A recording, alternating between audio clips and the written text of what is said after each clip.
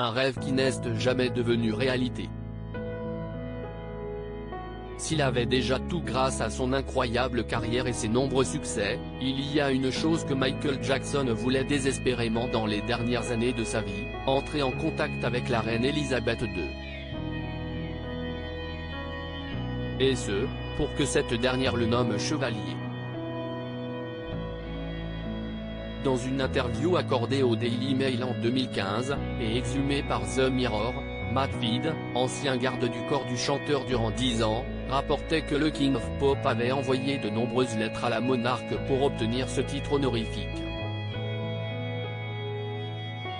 En vain. Je suis la plus grande star du monde, pourquoi ne suis-je pas Sir Michael Jackson? Que se passe-t-il? Marquait ainsi la star à son garde du corps.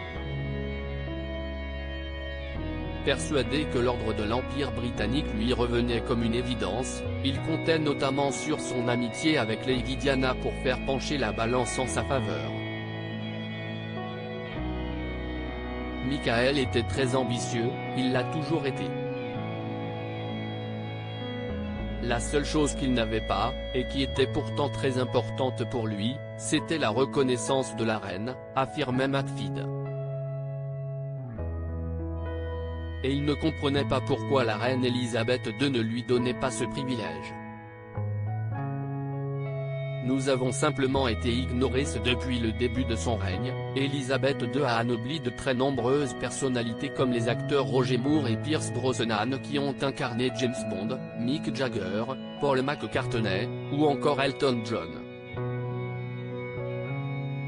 Cependant, ce titre honorifique n'était pas réservé qu'aux personnalités britanniques, puisque la monarque a également décoré Steven Spielberg et Angelina Jolie, récompensés pour son action humanitaire.